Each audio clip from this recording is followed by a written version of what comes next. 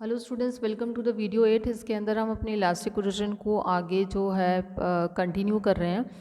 Elastic collision में हमने consider किया था कि हमारे पास m1 और m2 दो मासेस हैं और जो मास m2 है वो रेस्ट पोजीशन में है, यानी कि जो इसकी इनिशियल वेलोसिटी होगी वो क्या होगी, ज़ीरो हो जाती है। फिर ये दोनों कोलाइड करते हैं और कोलिजन के बाद में ये डिफरेंट वेलोसिटीज़ से जो है मूव करना शुरू कर देते हैं। इसकी वेलोसिटी है v1f और इसकी वेलोसिटी है v2f, फाइनल वेलोसिटीज़। तो क्योंकि ये इलास्टिक कोलिजन, तो इसके अंदर जो है हमारा लीनियर मोमेंटम और काइनेटिक एनर्जी दोनों कंजर्व रहेगी। तो इसके लिए हमने क्या किया था, एक स्टेटमेंट लिखा था। ये जो स्टेटमेंट है वो हमारे linear momentum, law of linear momentum पे बेस्ड है, law of conservation of linear momentum पे बेस्ड है। इनिशियल मोमेंटम जो है फाइनल मोमेंटम के बराबर होता है। यहाँ पर हमारे पास m2 टर्म नहीं आ रही है क्योंकि बिकॉज m2 जो है वो रेस्ट पोजीशन पे है, तो उसकी वेलोसिटी भी क्या रहेगी, ज़ीरो रहेगी। इसी तरीके से ये जो हमारा एक्सप्रेशन, ये हमारी law of conservation of kinetic energy पे बेस्ड है। इनिशियल काइनेटिक एनर्जी जो है वो फाइनल काइनेटिक एनर्जी के बराबर होगी। यहाँ पर भी हमें m2 टर्म नहीं आ रही है क्योंकि वो रेस्ट पोजीशन पे था, तो उसकी इनिशियल वेलोसिटी ज़ीरो थी, तो वो हमारी टर्म जो है वो ज़ीरो हो जाती है। फिर हमने इन दोनों एक्सप्रेशन को जब सॉल्व किया तो जो हमारे m2 मास की फाइनल वेलोसिटी v2f है वो बराबर आ गई थी v1i प्लस v1f। v1i जो है m1 मास का इनिशियल वेलोसिटी और v1f जो है वो m1 मास का फाइनल वेलोसिटी है। तो इन तीनों एक्सप्रेशन से हम क्या करेंगे, जो हमारे पास अननोन वैल्यूज़ हैं, क्योंकि हमें m1 m2 पता है, मासेस हमें पता है, इनिशियल वेलोसिटीज़ भी हमें पता है, लेकिन कोलिजन के बाद में जो उनकी फाइनल वेलोसिटीज़ आती है m1 मास की और m2 मास की, वो हमें नहीं पता है। तो हम उन अननोन वैल्यूज़ को फाइंड आउट करने की कोशिश करेंगे। ये पूरा एक्सप्रेशन जो है हमें इक्वेशन नंबर 1 के अंदर रखना है। तो इक्वेशन नंबर 1 के अंदर जहाँ पर v2f है वहाँ पर हम इसको रखेंगे m1 v1f प्लस m2, और इसको हम ब्रैकेट में लिख देंगे v1i प्लस v1f। उसके बाद में जो हमारी आई की जो टर्म्स हैं उसको हमें साथ में लेके आना है। ये वाली टर्म हम साथ में ले आएंगे, तो v1i को अगर हमने कॉमन ले लिया तो ये m1 माइनस m2 हो जाएगा। इसी तरीके से जो f वाली वैल्यूज़ हैं, यानी कि v1f अगर कॉमन ले लिया तो ये m1 और ये m2 हो जाएगा। तो उससे हमारा v1f बराबर आ जाएगा m1 minus m2 upon m1 plus m2, and this is v1i। क्योंकि m1 m2 में पता है और जो इनिशियल वेलोसिटी है वो भी हमें पता है, तो हमें m1 मास की फाइनल वेलोसिटी जो है इस एक्सप्रेशन से पता चल जाएगी।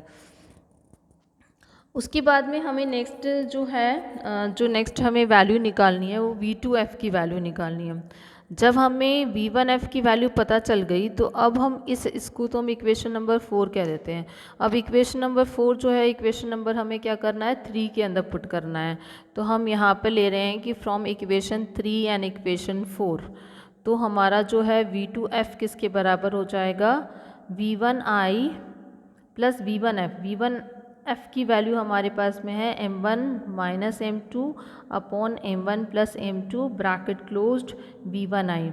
अब इसमें भी हम क्या कर सकते हैं, v1i जो है वो कॉमन ले सकते हैं। तो अगर हमने v1i कॉमन लिया तो ये हो जाएगा 1 plus m1 minus m2 upon m1 plus m2 bracket close. अगर आप इसका एलसीएम लेते हैं तो v2f जो है वो किसके बराबर होगा, दिस इज़ v1i, और यहाँ पर एलसीएम है आपका m1 प्लस m2, ये हो गया आपका m1 plus m2 plus m1 minus m2, और ब्रैकेट हमने क्लोज कर दिया। तो m2 से m2 कैंसिल हो जाएगा, तो हमारा v2f का एक्सप्रेशन आ जाएगा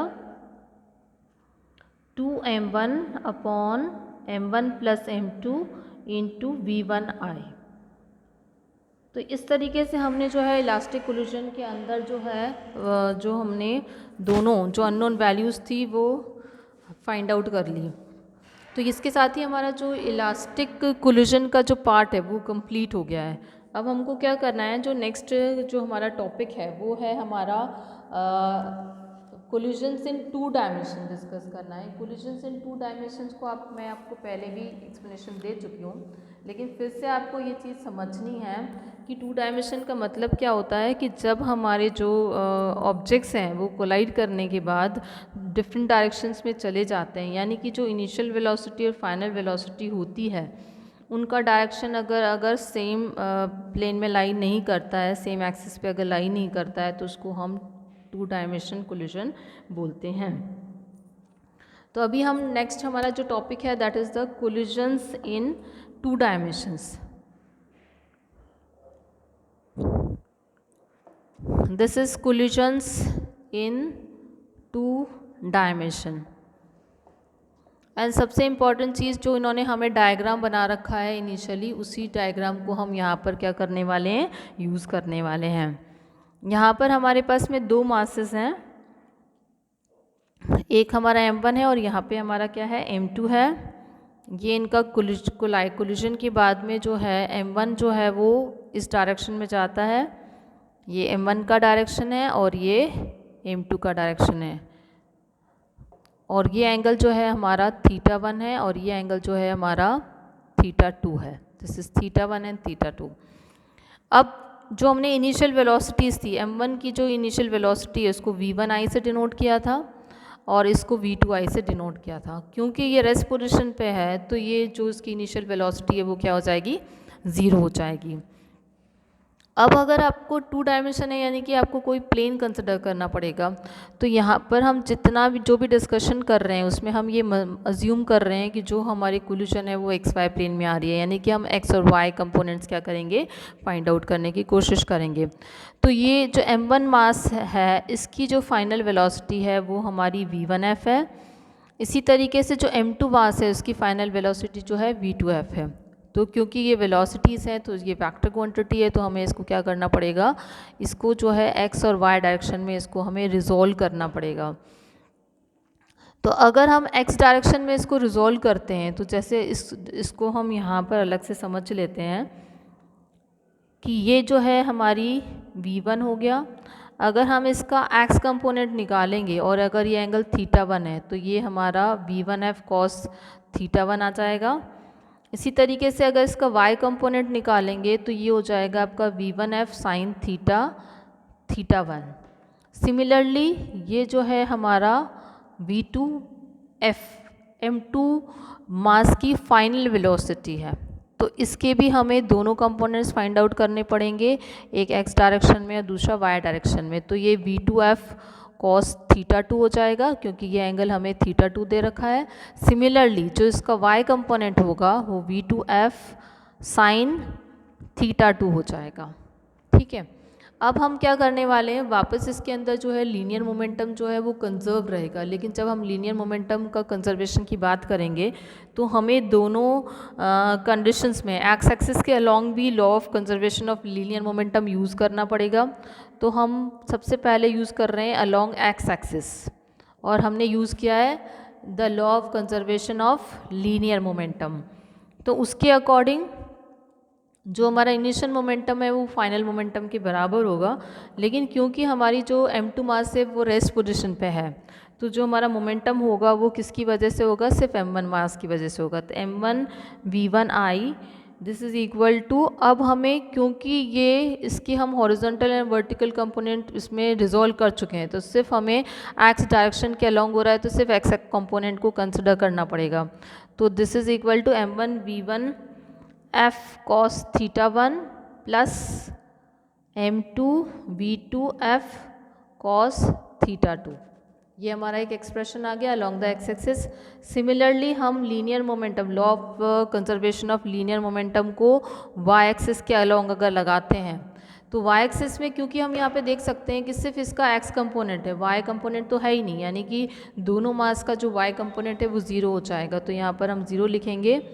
अब हमें दोनों y कंपोनेंट्स कंसिडर करने पड़ेंगे v1 और v2 के, v1f के और v2f के। तो जो इसका इसमें हमारा मोमेंटम आ जाएगा m1 v1f sin θ1। लेकिन क्योंकि ये अपोजिट डायरेक्शन में है इसलिए हमें यहाँ पे माइनस का साइन लगाना पड़ेगा। This is m2 v2f sin θ2। तो ये हमारे पास में दो एक्सप्रेशन आ गए हैं based on the law of conservation of linear momentum. इसके अलावा जो है कि अगर हमारे पास में अगर ये इलास्टिक कोलिजन होगी तो हम वापस क्या कर सकते हैं, हम ये बोल सकते हैं कि जो काइनेटिक एनर्जी है वो भी कंजर्व्ड रहेगी, यानी कि जो हमारी इनिशियल काइनेटिक एनर्जी है, इनिशियल काइनेटिक एनर्जी बराबर होगी फाइनल काइनेटिक एनर्जी के।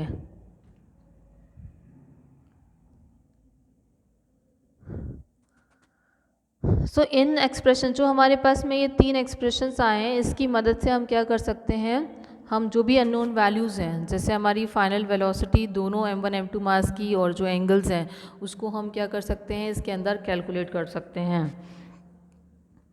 सो इसके साथ ही जो हमारा जो है जो हमारा चैप्टर नंबर 6 है वो कंप्लीट हो जाता है और इसके अंदर एक छोटा सा टॉपिक रह जाता है जो हमारा बेसिकली डिस्क्राइब करेगा what are the conservative forces and what are the non conservative forces. उसके साथ ही हमने जो भी हमारे जो नया सिलेबस है उसके अकॉर्डिंग हमने इस पूरे चैप्टर को कवर कर लिया है। So see you in the next chapter.